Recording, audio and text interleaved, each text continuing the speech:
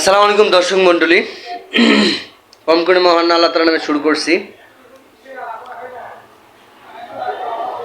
আমরা প্রায়শই শুনি আমাদের এদেশ থেকে অনেক ভাই বোন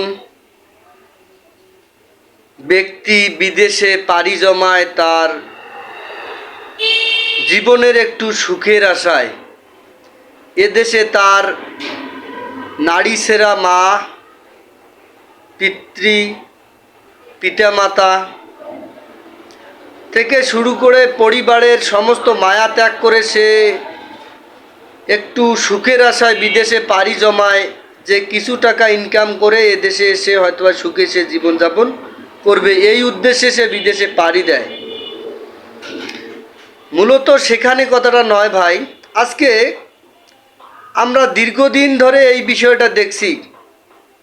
এই বিদেশি ভাইরা, প্রবাসী ভাইরা যখন বিদেশ থেকে এদেশে আসেন, দেশে ফেরত আসেন, তারা আসার সময় তাদের মনে একটা আশা থাকে যে আমার পরিবারের ভাই বোন বা পরিবারের স্ত্রী, মা বাবার জন্য কিছু জিনিস নিয়ে যায় প্রয়োজনীয়, যেটা না নিলে নয়।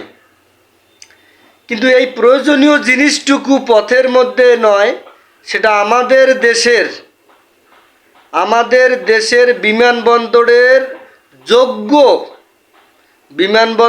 যোগ্য প্রহরী ব্যক্তিরা, যাদেরকে দেশের সরকার বা দেশের কেউ না কেউ তো নিয়োগ দিয়েছেন, এইসব কুলাঙ্গার যোগ্য ব্যক্তিরা খুব সুন্দরভাবে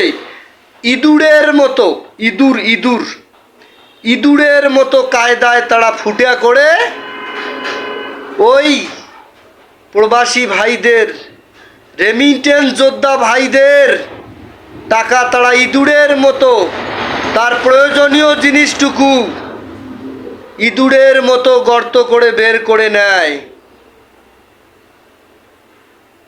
এটা কি ভাই? এটা কোন দেশ? যে দেশ থেকে তাদেরকে সম্মান করে বলা হয় প্রবাসী রেমিটেন্স যোদ্ধা, এরা নাকি রেমিটেন্স যোদ্ধা, কিন্তু বিমানবন্দরে আসলেই প্রমাণিত হয় এরা রেমিটেন্স যোদ্ধা নাকি। তার প্রমাণটা তারা বিমানবন্দরে নামার কিছুক্ষণ পর যখন তার লাগেজ তা সে হাতে পায়, তখন বুঝতে পারে যে দেশ তাকে কি সম্মান দিচ্ছে, রেমিটেন্স যোদ্ধা না তার। এইটার উত্তরটা কে দিবে ভাই? এই উত্তরটা কে দিবে তাদেরকে?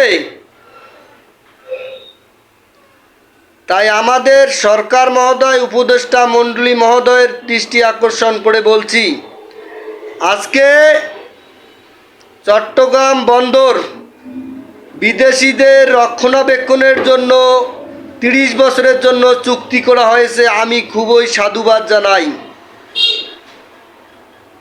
সেখানকার আভ্যন্তরীণ যে দুর্নীতির যে আকড়া, চাঁদাবাজির যে একটা সিন্ডিকেট, যেটা আমরা দুচোখ দিয়ে এখন দেখতে পারি না, কিন্তু চাঁদা ঠিকই চলে যায় ওই মেমোর মাধ্যমেই, বিভিন্ন ব্যাংকের মাধ্যমেই চলে যায় বিভিন্নভাবেই। তো সেটা বড় কথা নয়। আমি স্যারকে বা যারা আছেন তাদেরকে বলি, এই আমাদের বিমানবন্দরকেও যেন এরকম কোনো বিদেশিদের হাতে রক্ষণাবেক্ষণের দায়িত্বে দেওয়া উচিত। তা না হলে এই রেমিটেন্স যোদ্ধা সম্মান দেওয়া তাদের দরকার নেই। তারা আর রেমিটেন্স যোদ্ধা সম্মান চায় না, কেননা তারা বিমানবন্দরে নামার পরেই বুঝতে পারে যে তাদের লাগেজগুলো নিরাপদ না অনিরাপদ। এরা ভয়ে থাকেই যে কখন জানি কি ঘটে, ইঁদুর কোন গর্ত দিয়ে হাত ঢুকি দিয়ে আমার প্রয়োজনীয় মালটুকু তারা নিয়ে নেয়। কোন যে শিক্ষিত ইঁদুর ওখানে পহরায় আছে, তারা যে কখন ইঁদুরের গর্ত করে আমার সেই লাগেজ থেকে মালটা সরিয়ে নেয়।